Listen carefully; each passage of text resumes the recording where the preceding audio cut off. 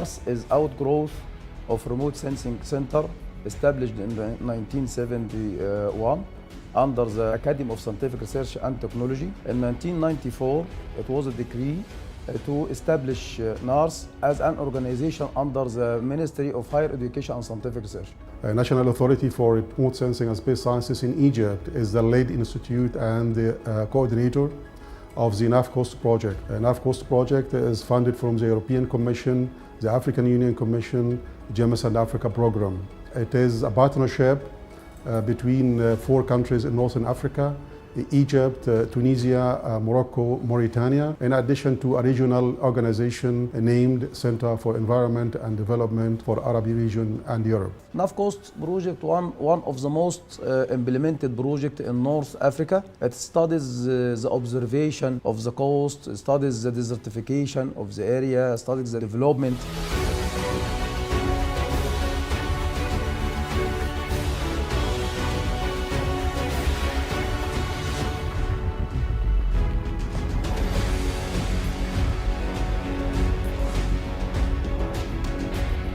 Que l'université Chouaïb Toukari à El Jalila contribue d'une manière très active aux activités programmées dans le cadre du projet NAfcoast du programme de l'Union africaine, l'Union européenne, GMES and Africa. Alors, les produits que nous allons donc générer dans le cadre de ce projet concernent plus particulièrement la gestion de l'environnement marin, à travers la production et la mise en place d'un certain nombre de services, en relation par exemple aux problématiques liées à l'érosion côtière, à la pollution des hydrocarbures dans les océans, aux problématiques liées à la détection des zones potentiellement riches en poissons.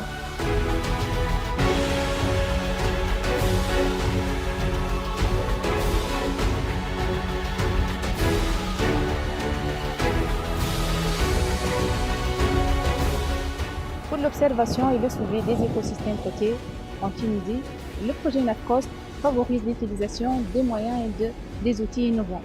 Donc ces moyens sont d'une part en charge de suivi et le contrôle de la qualité de l'eau de mer et la surveillance de la pollution marine, des déchets et des rejets en mer.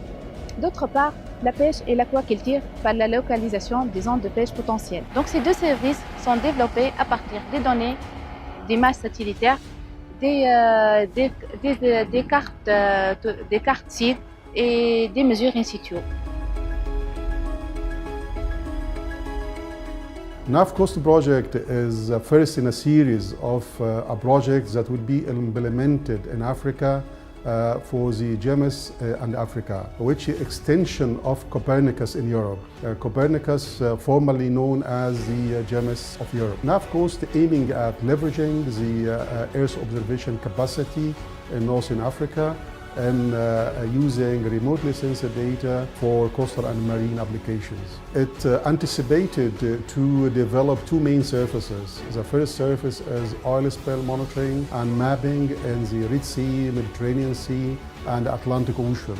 As you know that oil spill monitoring is harming the environment and disturbs the ecosystems. This is why we make this surface available for the stakeholders to make sure they take the necessary actions for remediation of the environment or penalizing the source of pollution. We are using the European Space Agency satellite data, which is Sentinel-1 and Sentinel-2, referring to radar and multispectral data. The service is near real time. We detect any incident and inform the environmental agency, can take the appropriate action, and we help them in identifying the source of pollution. The service is already applied successfully in Egypt along the Mediterranean Sea and Red Sea, and currently started to be applied also in our partner countries of Mauritania, Morocco and Tunisia. Le service OSM ou bien Oil Spill Mapping consiste à cartographier les zones de déversement des hydrocarbures au large de la zone économique marocaine du côté atlantique. Allant au nord de la ville de Mohammedia dont le port s'est transformé en port pétrolier depuis 1961, jusqu'à la ville de Séfi au sud dont la principale activité du nouveau port qui a été inauguré en 2013 et le trafic charbonnier. Passons par les ports de Casablanca et Georges Phosphore, cette zone constitue plus de 80% du trafic national. Par ailleurs, ce service sera d'une grande valeur ajoutée à un certain nombre de parties prenantes. Donc à ce propos, nous sommes en discussion en ce moment avec plusieurs organismes tels que l'Agence nationale des ports, avec qui nous allons restituer les produits et les résultats de ce service, ainsi que les assister par des sessions de formation pour renforcer les capacités humaines de cette institution. À noter enfin qu'il s'agit d'une première en son genre, reliant un établissement de recherche universitaire à un autre organisme de gestion des problématiques de la pollution des hydrocarbures dans la mer. The second main services is the potential fishing zones, which is the open sea fishing that support local fishermen and local community and the fish resources and fish organization in the region. Potential fishing zones is a main service provided by NAfcoast project to the society. BFZ is to map up areas potentially important for fishing along the African North Coast, Mediterranean Sea and the Atlantic Ocean by using Earth observation data such as the European satellite sensor, Sentinel-3, as well as MODIS data. This service is closely dependent on sea surface temperature and total chlorophyll A, which are varying seasonally and temporarily, and accordingly, BFZ is varying with season and location. This service has been applied along the north coast of Egypt by NORS for detecting Sardinella autoria, which is considered one of the most important fish types within the Egyptian Mediterranean water. As well, this autonomous service has been applied along the coast of the partners countries, Tunisia, Morocco, and Mauritania, in addition to Egypt. NORS developed the BFZ model for detecting the most economic fish type in the Mediterranean seawater, and this model has been delivered to the other partners from Tunisia, Morocco, and Mauritania. They applied this model and they did the same process for their coastal zone.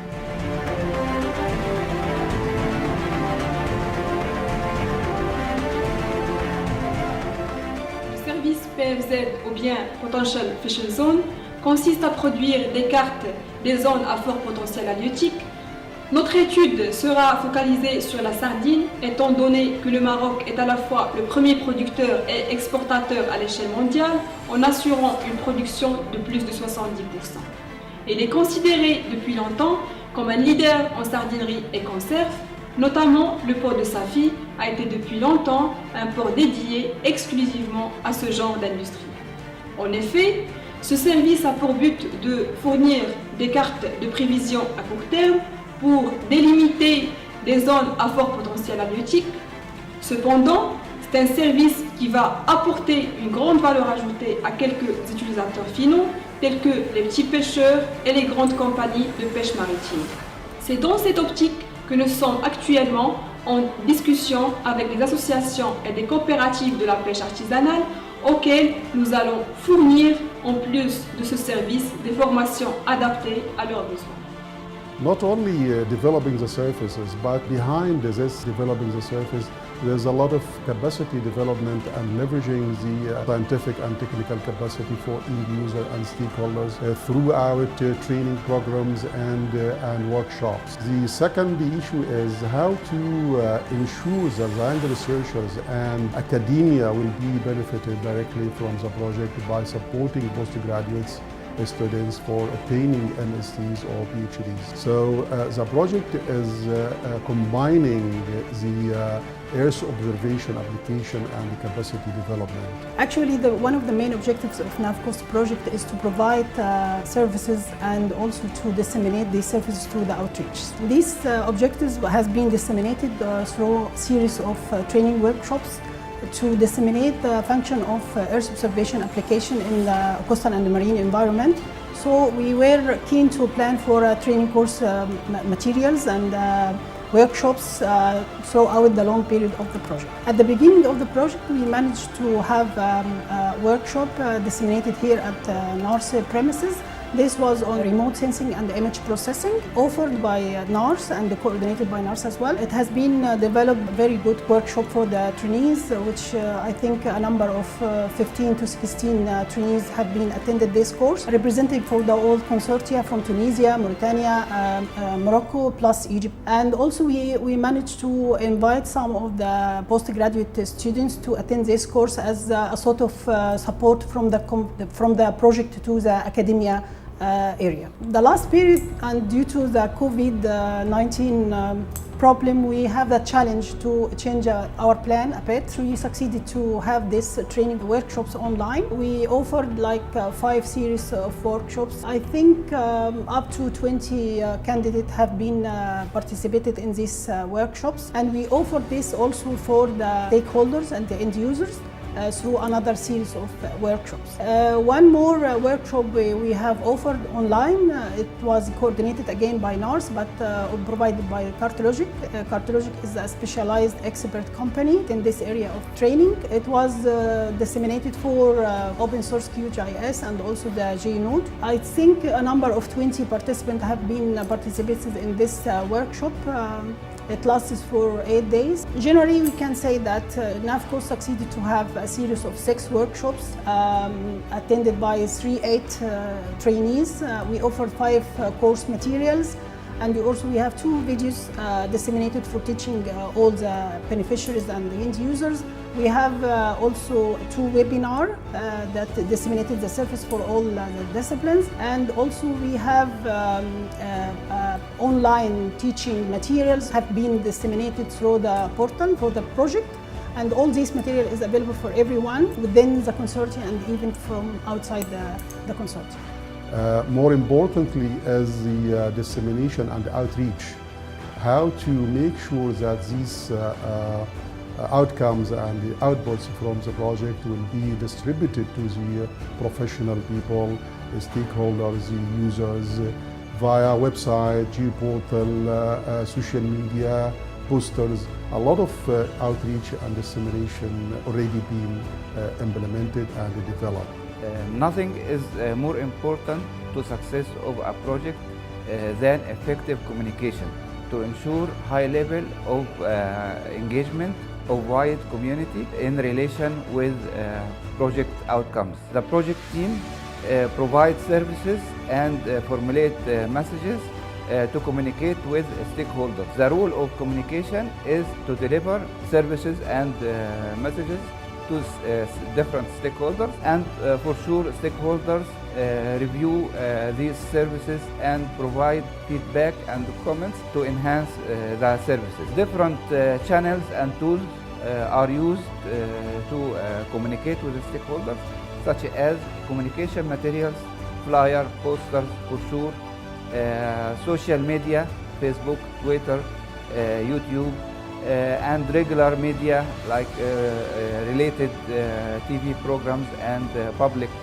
newsletter, regular project newsletter, and website and geoportal. We take advantage of different events such as workshops, conferences, and etc. The project enabled to make communication with the stakeholders by providing the outputs and outcomes of maps of oil spill or the potential fishing zones, which regularly distributed to them. This made the stakeholders and users being rely on these outputs and start to seek these services dominantly and regularly. The Environment Agency in Egypt is one of the major stakeholders of this project for getting the maps and the timing of the oil spills. You might know that we provide this service for the oil pollution within 4 to 6 hours of the incident. This enables the Environment Agency to spot who made this kind of pollution, to penalize them, and it takes the appropriate actions to remediate the environment. وزارة البيئة هي الجهة المسؤولة عن إدارة حوادث التلوث في مصر، وهي الجهة المعنية المسؤولة عن خطة الطوارئ. واحنا خلال الفترة اللي فاتت احنا تعاوننا طبعا من خلال المشروع، وكان عمل لنا إضافة كبيرة جدا في خلال رصد التلوث اللي موجود عندنا صور الأقمار الصناعية. في الفترة اللي فاتت احنا كان عندنا مشاكل بخصوص حوادث تلوث كانت غير معلومة المصدر من خلال السفن اللي بتعبر القناة عندنا أو أماكن في البحر المفتوح، وابتدينا فعلا من خلال صور الأقمار الصناعية قدرنا نعرف السورس دون عشان نبتدي ناخد معاه الإجراءات القانونية بتاعتنا. وفي الفعل في أكتر من حالة ابتدينا نتعامل معاها، وكان ليها يعني نقطة إيجابية بالنسبة لنا إن احنا قدرنا نعرف المصدر من خلال صور الأقمار الصناعية. The potential fishing zones and the open sea fishing, this is quite important for the fishermen, and we try to develop now a mobile app that distributes this information to the local fishermen who doesn't know anything about remote sensing or information technology. Just to get the information about when to go to catch fish or fishing and at what time and where. And even to support them with the weather forecasts that make them safe when they go to make fishing. So I believe that the project is making a lot of value chain to the community and the stakeholders by getting the necessary appropriate information. Timing, the time is quite important and critical for such services. One more services is being planned for the third level of stakeholders to have a workshop to learn how and when and where to have the fishing at this time. This workshop has been offered through a private sector company who are very specialized to offer this sort of training workshops. We have been very lucky to work on this project with NARS and their stakeholders in this project. We also like to thank GMES Africa for enforcing the participation of the private sector in this project. This project actually, and other projects from GMES Africa, provides a lot of value for the private sector as it does enrich innovation and it does enrich the participation of the private sector GIS companies in this type of work. We have developed 3 components. We have developed the portal, we have developed some desktop work, and we also have developed some mobile applications. Portal is very important in sharing and dissemination of information between partners. Partners can share and exchange data freely, and they can also load their data. In the portal there is also a section for the news and the case studies and a lot of variable information that is available for the public and for the stakeholders. There is applications for oil spill and economic fishing zone. The oil spill application is a very good innovative application that can detect oil spill as they happen and report the oil spill to the authorities via the web and the mobile. Also, you can use this application to explore historic oil spill and detect patterns on where oil spills took place in the past.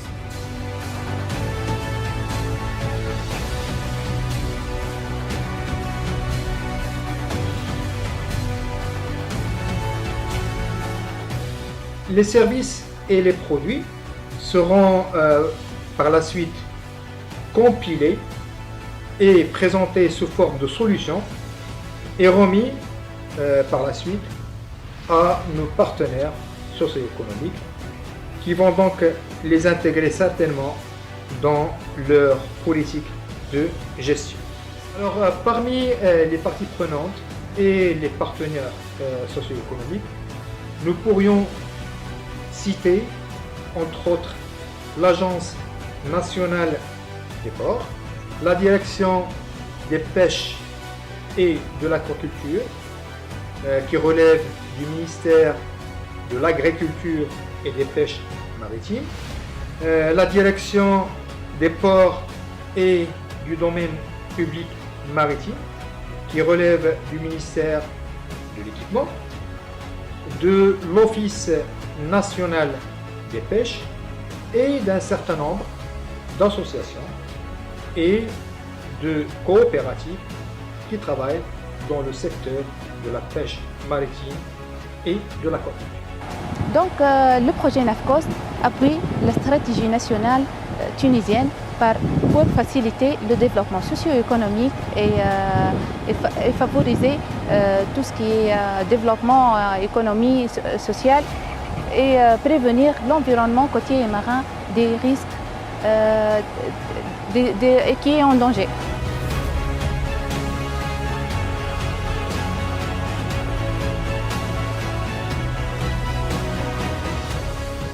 NARS leads many projects, one of them like NAfcoast, as one of the successful cooperation between Egypt and the African countries, and we have success to have fund or financial support to countries like European Community and even in Egypt for scientific technology development and innovation fund. The project is a combination and showing how much Egypt is leading the region and Earth observation in remote sensing and space technology. I thank the European Commission, the African Union Commission, and the GMES and Africa program for their fund and support to this project and a similar project in Africa to ensure the higher value of information for socio-economic development and sustainable development for the Africa we want.